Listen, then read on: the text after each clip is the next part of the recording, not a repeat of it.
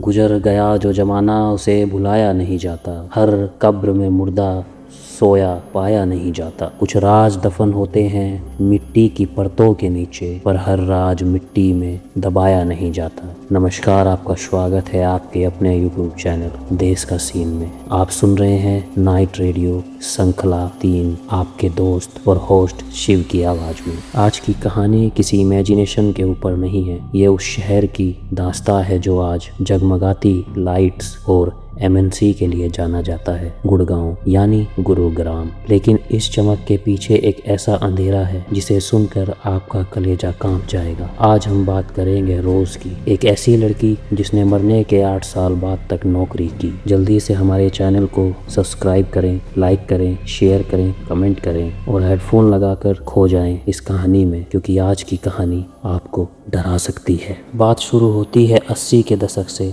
आज का गुरुग्राम तब सिर्फ एक सन्नाटा था। दूर दूर तक सिर्फ पहाड़ियां, घने जंगल और बियाबान रास्ता। लोग शाम के बाद वहां से गुजरने से कतराते थे। लेकिन दिल्ली की भीड़ बढ़ी तो गुड़गांव की किस्मत पलटी। DLF जैसे बड़े नाम आ गए। जिन लोगों के पास पुश्तैनी जमीन थी वो रातों रात करोड़पति बन गए। शहर बसने लगा, पर इस तरक्की के साथ आई एक अनहोनी। जब गुरुग्राम की जमीन खोदी जा रही थी तो जगह जगह से इंसानी कंकाल मिल रहे थे। कहा जाता है कि मुगल जमाने में ये रास्ता लुटेरे और डाकुओं का गढ़ था, जो व्यापारियों को लूटकर यानी मिट्टी में दबा देते थे। एक बार एक बनारस के बाबा ने तो यहाँ तक कह दिया था कि ये शहर मुर्दों की बुनियाद पर खड़ा हो रहा है, ये तुम्हें सुकून से जीने नहीं देगा। वक्त बीतता गया, गुड़गांव अब ग्लोबल हब बन चुका था। 2005 का साल था। उद्योग विहार में एक BPO हुआ करता था, सैफरोन। इस BPO में काम करती थी रोज, एक 26 से 27 साल की हसीन और बेहद काबिल लड़की। रोज अपने काम में इतनी माहिर थी कि वो हर महीने एम्प्लॉय ऑफ द मंथ बनती थी। हर कोई उससे दोस्ती करना चाहता था। मैनेजमेंट उस पर फिदा था। वो एक मिसाल थी पंक्चुअलिटी की,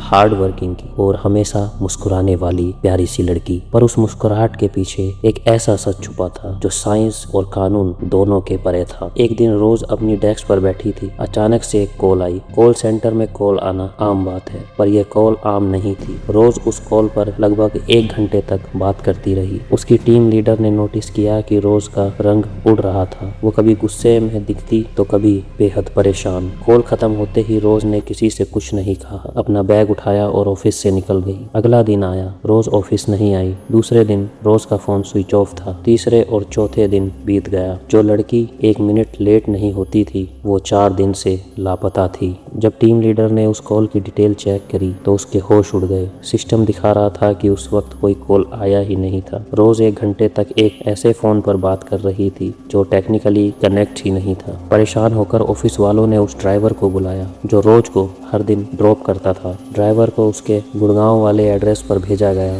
जब ड्राइवर ने वहां का दरवाजा खटखटाया तो घर से मकान मालिक ने जो कहा उस ड्राइवर का गला सूख गया। लैंडलॉर्ड ने कह दिया, यहाँ इस नाम की कोई लड़की नहीं रहती। मैं 20 साल से इस घर में हूँ, मैंने ये नाम पहली बार सुना है। ड्राइवर डर गया। उसने खुद रोज को इस घर की दहलीज पर कई बार उतारा था। ऑफिस में हल्ला मच गया। क्या रोज ने गलत एड्रेस लिखवाया था या वो किसी और ही दुनिया से आई थी? आखिरकार HR ने रोज का असली घर का पता निकाला, जो गुड़गांव के बाहर था। एक एम्प्लॉय को वहां भेजा गया। जब वो वहां पहुंचा उसने देखा कि रोज के माँ बाप वहां रहते हैं। जब उसने बताया कि रोज ऑफिस नहीं आ रही है तो उसके माँ बाप की आंखों में आंसू आ गए। उन्होंने जो कहा वो सुनकर ऑफिस का वो एम्प्लॉय वहीं सुन्न हो गया। उन माँ बाप ने कहा, बेटा आपको कोई गलत फहमी हुई है, रोज की मौत 8 साल पहले हो चुकी है। उस एम्प्लॉय ने रोज की फोटो दिखाई, रोज का ID कार्ड दिखाया। माँ बाप ने रोकर कहा, हाँ बेटी तो हमारी ही है, पर यह 8 साल पहले हमें छोड़कर जा चुकी है। ये खबर जब सैफरोन BPO में फैली तो वहाँ मातम और दहशत छा गई। रोज की एक सबसे पक्की सहेली को तो ये सब सुन के हार्ट अटैक आ गया। लोग पागल जैसी बातें करने लगे। धीरे धीरे बाकी एम्प्लॉय ने अपने किस्से सुनाने शुरू किए। कोई कहता पार्किंग में कोई उनकी टांगे खींचता है तो कोई कहता वॉशरूम में किसी औरत के चीखने की आवाज आती है। बाद में पता चला कि वो BPO जिस जमीन पर बना था वो 100 साल पुराना एक कब्रिस्तान था। मैनेजमेंट ने इस बात को दबाने की बहुत कोशिश की, लेकिन कहानियां नहीं दबी। पुलिस के पास आज भी इसका कोई ऑफिशियल रिकॉर्ड नहीं है, क्योंकि कानून आत्माओं पर केस नहीं करता। पर उद्योग विहार के पुराने लोग आज भी